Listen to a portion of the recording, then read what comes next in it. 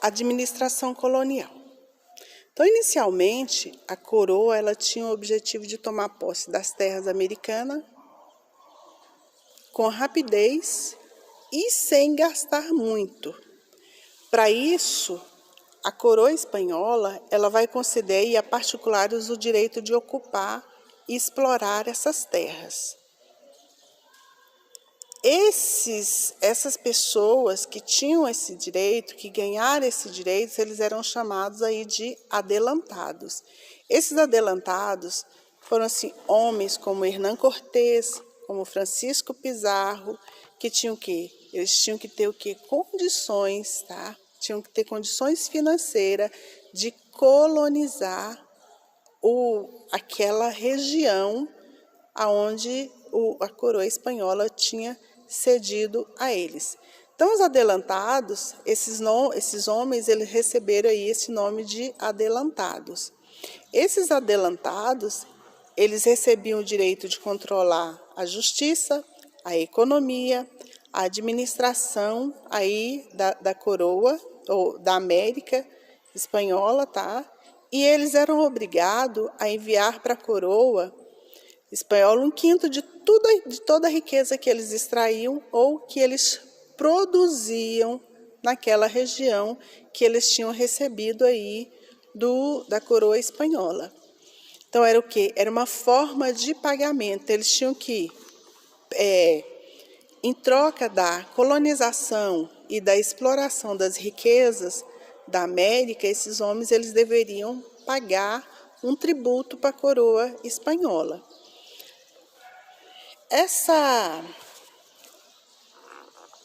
Esse tributo, esse pagamento, ele era fiscalizado, tá? Então, a fiscalização dos ganhos que eram obtidos aí pelos adelantados, ela era feita aí pela uma instituição chamada Casa de Contratação. Essa Casa de Contratação ela foi criada no ano de 1503. Ela tinha sede em Sevilha, tá, na Espanha. A casa ela estabeleceu que na Espanha, somente nos portos de Sevilha e mais tarde no porto de Cádiz, somente esses dois portos eles seriam utilizados para controlar a chegada e a saída de navios da América. Navios que chegavam da América até a Espanha e navios que saíam da Espanha para a América só podiam atracar nesses dois portos, tá? Por sua vez, na América, tanto quanto para entrar navios, eles deveriam utilizar somente os portos de Havana, que é em Cuba, Veracruz, no México, Porto Belo, no Panamá e Cartagena, na Colômbia, tá? Então, posteriormente, a coroa espanhola, ela amplia aí o quê? Ela amplia depois, a coroa espanhola, ela vai ampliar o controle sobre as colônias, ou seja, ela vai diminuir o poder dos adelantados. Então, o rei espanhol, ele pensou o seguinte, esses adelantados, eles estão ganhando muito, eles estão se enriquecendo muito, podem até querer tomar a América, um território que faz parte do meu reino, e criar ali um novo reino. Então, a coroa espanhola, o rei espanhol, ele vai o quê? Ele vai decidir ampliar os seus poderes, ele vai diminuir os poderes dos adelantados. Então, no ano de 524, vai criar um conselho chamado Conselho das Índias, tá? Esse Conselho das Índias era para assegurar o rei das questões administrativas colonial, ou seja, o controle das questões administrativas da colônia não estaria mais na mão dos adelantados, estariam aí na mão do rei através desse Conselho das Índias, tá?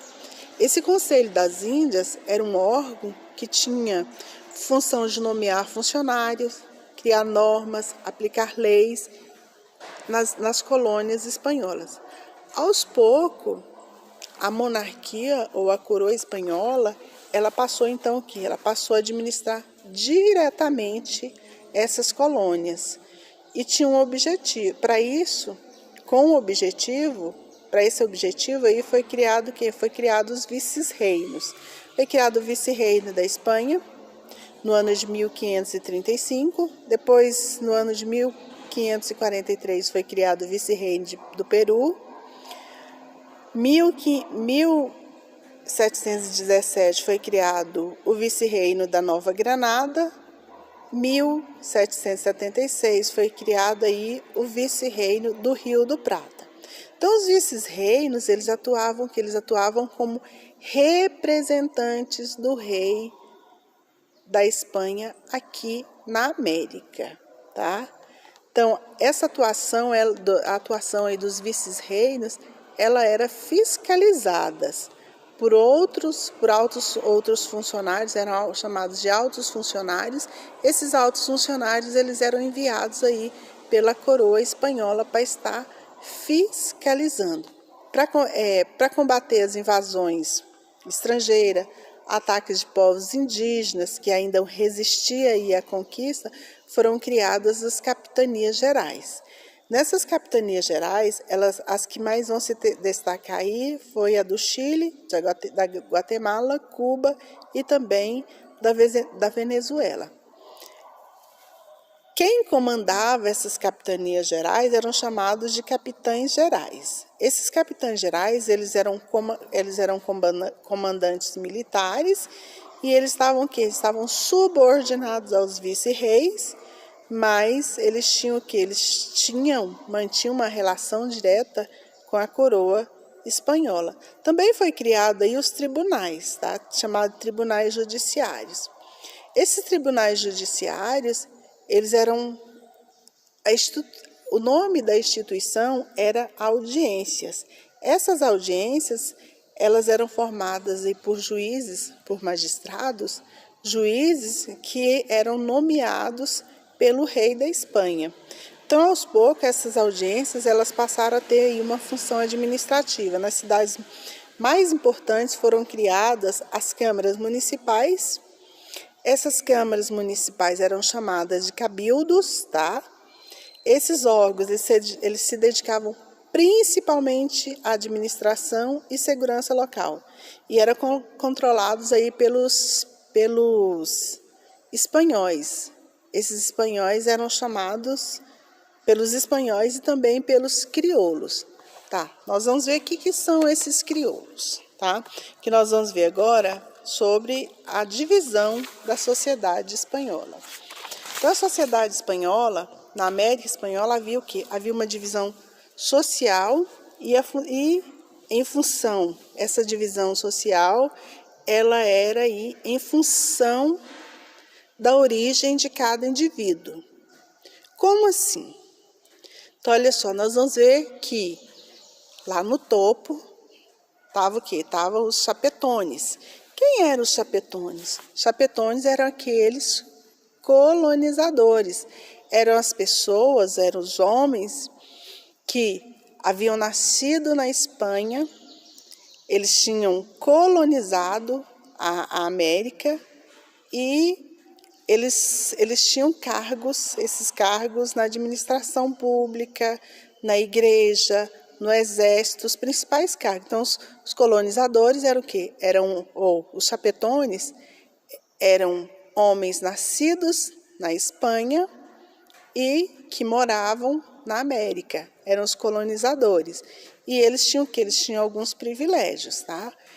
Os principais cargos eram ocupados por esses chapetones, que eram cargos na administração pública, cargos na igreja, cargo no exército e, além disso, esses chapetones, eles possuíam aí estabelecimentos comerciais e também grandes propriedades de terra.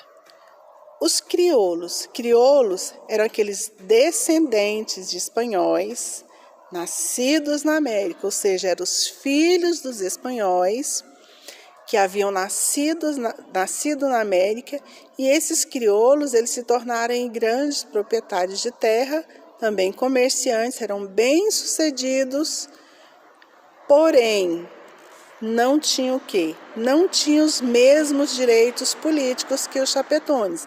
Eles tinham o quê? Tinham conquistado grande poder econômico, mas não tinham os mesmos direitos políticos que os chapetones. E também existiam os chamados mestiços.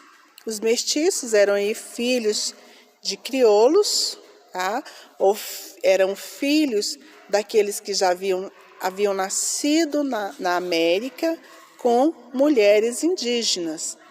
Esses mestiços, eles formavam um conjunto de pessoas livres. Esses mestiços, eles podiam trabalhar como comerciantes, como artesão e também como capatazes nas fazendas. E os indígenas? Os indígenas era a maior parte aí da população da América, tá? A relação dos indígenas e dos colonizadores, elas tinham variado muito.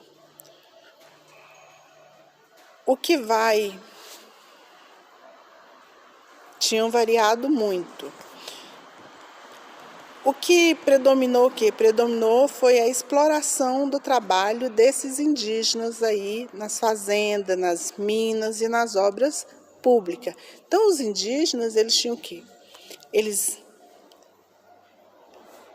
não eram pessoas livres e ao mesmo tempo não eram pessoas livres, porque eles tinham que algumas obrigações, tá? Eles eram obrigados a ir a trabalhar nas fazendas, tá?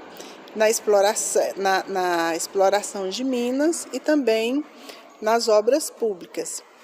E nós vamos perceber que na América Espanhola também teve o quê? Teve aí a utilização da mão de obra negra, tá?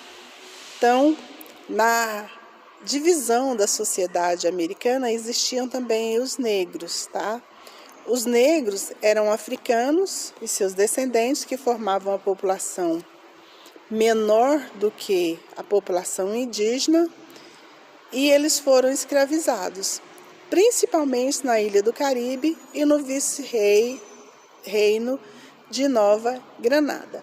Então, o que nós podemos perceber? Nós podemos perceber que a conquista da América, ela foi uma conquista onde houve o quê? Houve várias alianças, houve muitas resistências, tá? Resistências de todas as formas. Essa resistência, ela vai se dar aí. Essa resistência, ela vai se dar em todos os campos, né? Em todos os âmbitos. Nós vamos ver que houve resistência nessa dominação dos povos espanhóis na religião, na forma de trabalho, tá? Nós vimos que os espanhóis, eles se aliam a tribos indígenas rivais, tá? Vamos ver que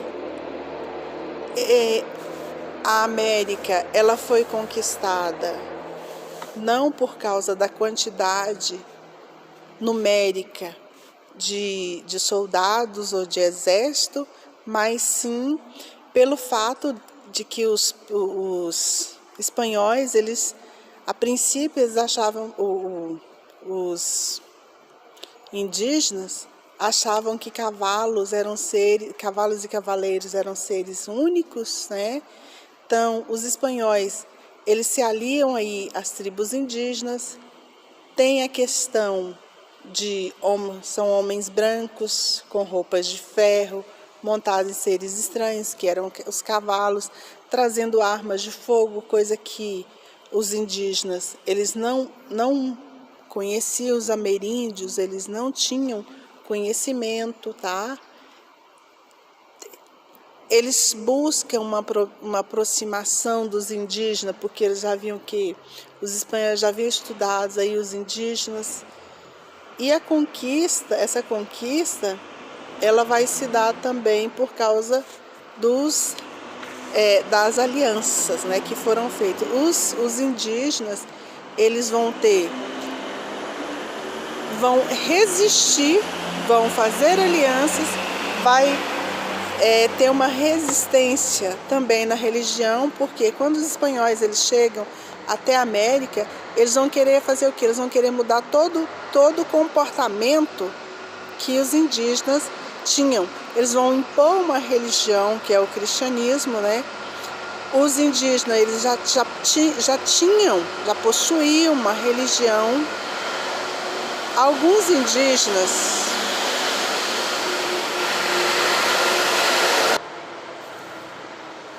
muitos indígenas, eles vão nessa dominação e nessa resistência, eles vão estar camuflar, principalmente a religião, como foi feita aqui na América Portuguesa, né? Em que os africanos, eles fizeram o quê? Fizeram uma junção da religião, isso para quê? Para não deixar de cultuar os deuses deles. Então, os indígenas também eles foram capazes de fazer essa junção, principalmente aí na religião, tentando agradar os espanhóis, mas não deixando de cultuar os seus deuses.